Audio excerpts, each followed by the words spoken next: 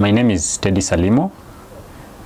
I've worked here for JRS for quite some time in the field, but here at Mikono Shop under livelihood program, I joined in 2019 August as a salesperson for Mikono Refugee Craft Shop. Just a small summary of the livelihood programs at JRS. Under livelihood, we have education program, we have livelihoods, and now we have the psychosocial and reconciliation programs too. But under livelihood program, we have 3 active programs that directly impact refugees. One of the programs is Mikono Farm, where refugees are brought on board to showcase their agricultural knowledge or skills that they have.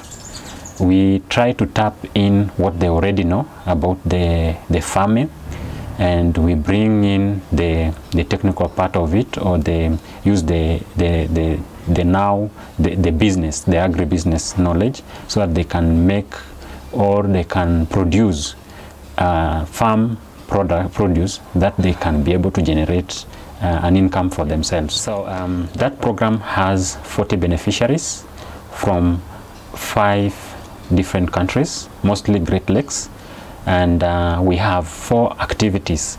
One of the activities is they do farming, mostly vegetable, that is organic farm, organic way, producing vegetables for the ready market in the urban. And also we have the rare rabbits, we have the bees farm there, and also chicken. But for the chicken part, we are doing the broilers.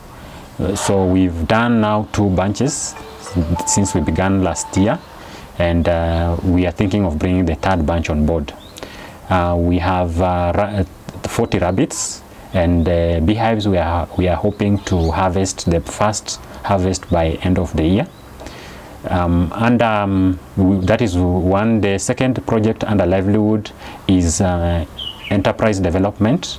This is a department where a project that refugees are identified, and then those that are thinking of doing business, or they are already in small businesses, we take them through training for a couple of weeks that ends up with them getting a grant that will be able to maybe increase or to support their businesses, so they can be able to add stock or add to their capital to be able to support themselves.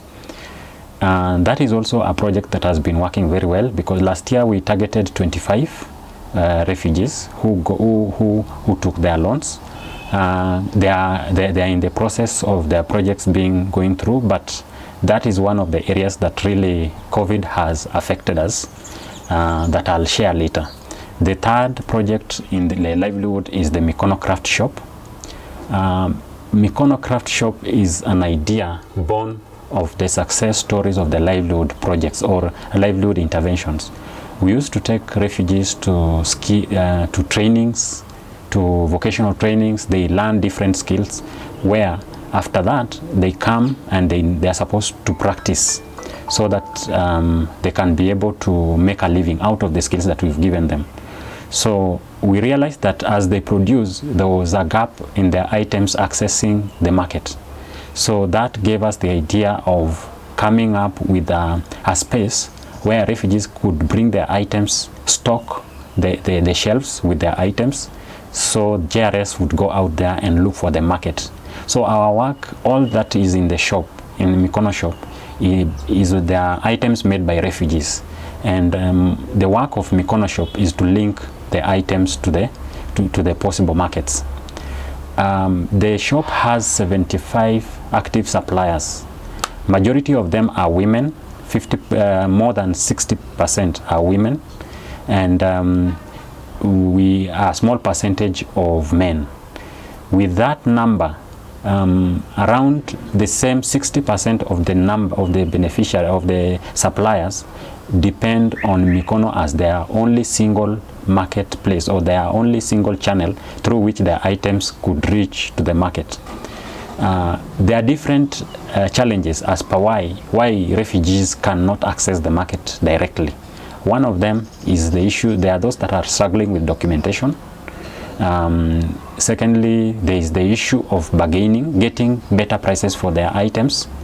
And also the third one would be the competition, unhealthy competition in the marketplace. So through Mikono, refugees are able to get their better prices for their items, and then through Mikono we are able to do market assessment and advise them on the value, on how to more develop their products, thereby for enhancing their continuous, like we are able to maintain our customers because of the quality of the products that they are producing. So Mikono comes in handy for the refugees, and it has been a success for the long time that the shop has been there, because of how we address those challenges that the refugees were going through, those that were making them not to make their sales directly. But now coming to this, from March, April, we had a very this was one of our main transformative month or year for Mikono Shop, because we've been doing things for the last since the shop began more than 20 years ago. We've been depending on exhibitions, open markets, on walk-ins, a few clients that walk in, and also during functions we are invited so that we can be able to showcase what we have.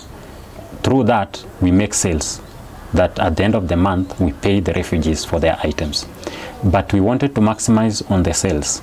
So as we began the year, we started working on an e-commerce website to try and tap in on the emerging e-commerce website or a platform to maximize on the sales, having in mind that majority of the suppliers depend on the shop as their only single marketplace. So there was need for us to cast the net wider, to have more clients and to increase on the sales, by then improving the livelihoods of the refugees. So we started working on the e-commerce website, like to come online, and then secondly was to improve, to try and work on like a capital facility to help refugees in case we receive bigger orders or frequent orders, we are able to deliver. And also towards that we increased our networks, the normal markets, exhibitions and all that. We had very nice workout plan on that. But come in March, COVID came, and on March 20th we closed doors for the shop.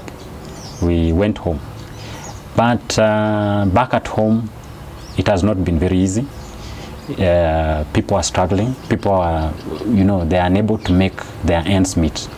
So what has been really making me at sleepless nights is thinking of those suppliers who depend on this shop as their only way of accessing to the market. So their lives have been really impacted negatively by this particular pandemic, and that alone made us to bring all our efforts together to work on the e-commerce website. That I'm happy to say that in the beginning of this month we were able to roll it out, and up to today we have around four orders that are translating to around $500. That's around 50,000, and that alone, however small, but it is a success story. We are doing something, and we are still committed to making irrespective of the doors, the physical doors of the shop being closed, but on our online platform the business is still open, and the clients can now access and they can make their orders. So I come in the shop once on a weekly basis to just review and to work on the orders. We have a shipment company on board that has been doing our shipments. They are really doing a good job. We've never gotten lost of any of our clients' item. That alone is very nice. So that's what we are up to as Mikono for now. But as we prepare and as we look forward to celebrating the World Refugee Day for this year, mine is to just say, as we celebrate, let's think of how we can be able to support the refugees from where they would be, and try to make contribute, however small thing. If one could buy an item from our platform, that alone, it's not about value, but you are buying a story. Every refugee item has a story, and it's not only about value or quality, so it's about the story behind it, and that alone makes a great impact for everyone. Thank you.